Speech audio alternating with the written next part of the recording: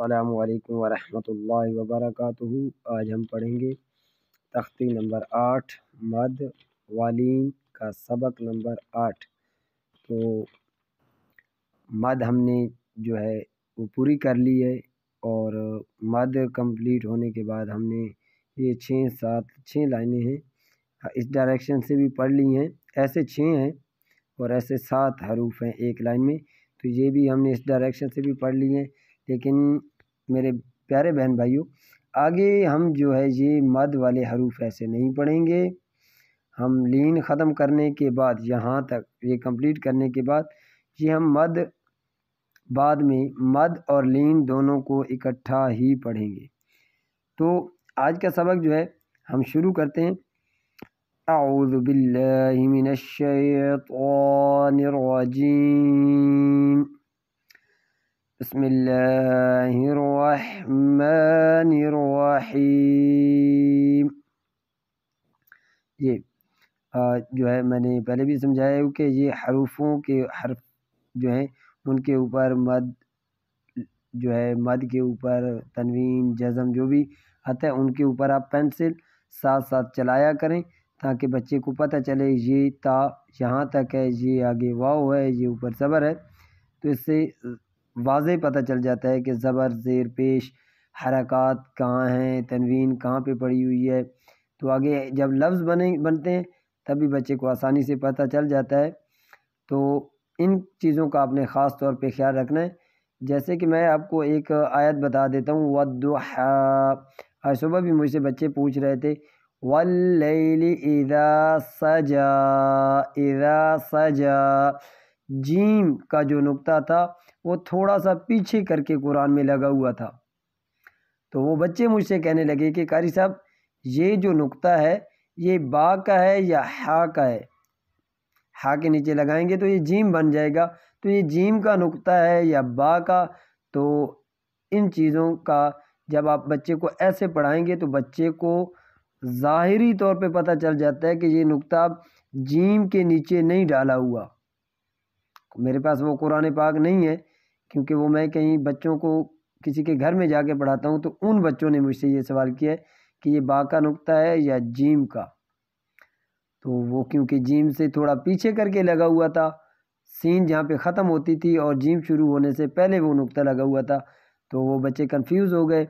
تو ان چیزوں کا تاکہ آپ کے بچے جو ہیں ظاہری طور پہ سمجھ سکیں کہ یہ نقطہ یہاں پہ آئے گا تو با بن جائے گا، اگر تھوڑا سا آگے کر کے لگائیں گے تو یہ جیم تب بنے گا۔ تو میں نے ان کو کہا ہے کہ یہ تھوڑی سی مسٹیک ہو گئی ہے، لیکن یہ ہے جیم کا۔ تو ایسے ہی جب آپ بچے کو ایسے پڑھائیں گے تو ان رزلٹ جو ہیں ایسے آئیں گے۔ تو آپ نے بھی کوشش کرنی ہے، ساتھ ساتھ پینسل چلاتے جانا ہے۔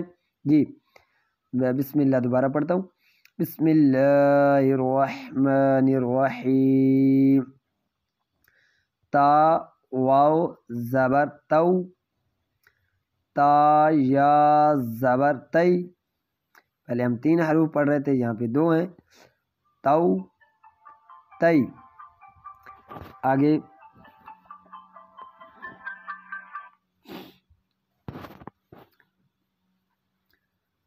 سا واو زبر سو، سا یا زبر سی، سو سی۔ دال واو زبر دو، دال یا زبر دئی، دو دئی۔ تو میں آج 2 لائنیں ہی پڑھنے جا رہا ہوں۔ رال واو زبر رو، رال یا زبر رئی، رو رئی۔ را واو زبر رو، را یا زبر رئی، رو رئی۔ زا واو زبر زو، زا یا زبر زئی، زو زئی۔ سین واو زبر سو، سین یا زبر سی، سو سی۔ تو یہ تھا آج کا ہمارا سبق۔ اس کے علاوہ مجھے اکثر لوگ یہ کہتے ہیں کہ آپ جو قرآن پاک پڑھانے والے ہیں ان پہ تنقید زیادہ کرتے ہیں۔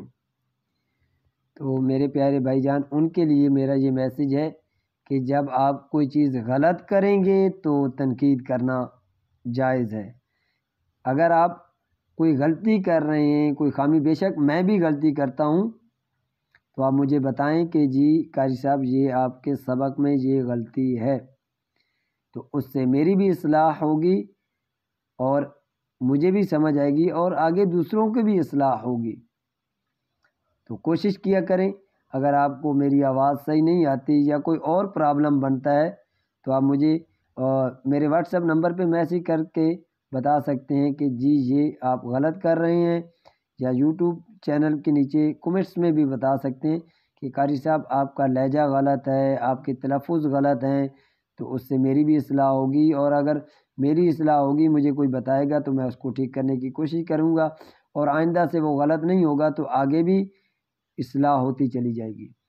تو میرے پیارے بھائی جان، اس دن مجھے ایک بندے نے کہا ہے کہ حافظ صاحب آپ جو ہے نا تنقید اس دن آپ نے ایک ویڈیو میں کی ہے، تو میرا اس بھائی کے لیے جواب ہے کہ بھائی ایسا کام نہ کریں جس سے آپ کو تنقید کا سامنا کرنا پڑے۔ تو جو ہے تنقید میں نے نہیں کی، صرف میں نے تو اصلاح کرنے کی کوشش کی ہے۔ آپ اس کو تنقید سمجھیں یا اصلاح سمجھیں، کسی کو فیس ٹو فیس بتانا یا کسی کو فیس ٹو فیس نہیں، انجانے میں اس کو بتانا، تو یہ اصلاح ہوتی ہے۔ میں نے کسی کا نام لے کے نہیں کہا، تنقید وہ ہوتی ہے جو کسی کا نام لے کے اس کو کہا جائے۔ تو جو بھی قرآن حضرات یا حفاظ کرام یا ویسے گھروں میں جو بچوں کو قرآن کی تعلیم دیتے ہیں، تو کوشش کیا کریں بچوں کی تعلیم، قرآن پاک کی تعلیم بچے کو صحیح طریقے سے دیں، تاکہ بچے کا لہجہ، تلفظ اور باقی چیزیں صحیح ہوں، تاکہ آگے جا کے بچوں کو پرابلم نہ بنے۔ میں نے پچھلے دن بھی کہا ہے، میں ایک دیہی علاقے سے تعلق رکھتا ہوں، تو ہمارے ہاں اس چیز کا رجحان بہت کم ہے، تو اگر کسی کو برا لگے تو میں ان سے معذرت خواہ ہوں، اور اگر کسی بھائی کو میرے سبق، کسی اپنے بچے کے سبق میں کوئی پرابلم بن رہا ہے، تو میرے واٹس ایپ نمبر 0309672390 پہ بچے کی پرابلم بتا کے سولو کروا سکتے ہیں۔ تو میں نے یہ صرف اور صرف یوٹیوب چینل اس لیے بنایا ہے تاکہ ہمارے سینوں کے اندر جو قرآن پاک موجود ہے ہم اس کی اشاعت کریں، لوگوں تک، دوسروں تک پہنچائیں۔ تو دین کی تعلیم جتنی زیادہ ہم پھیلائیں گے، یہ ہمارے لیے آخرت اور دنیا کا یہ خزانہ ہے۔ تو میرے اس یوٹیوب چینل سے اگر ایک بھی بچہ قرآن پاک سیکھ جاتا ہے تو کیا پتہ قیامت کے دن وہ میرے لیے باعث نجات بن جائے۔ تو کوشش کریں ہمارے یوٹیوب چینل کو سبسکرائب کریں، اور یہاں سے اپنے بچوں کو خود ہی گھر بیٹھ کے قرآن پاک کی تعلیم سے آراستہ کریں۔ تو یہ تھا آج کا ہمارا سبق۔ اللہ حافظ، اپنا خیال رکھنا۔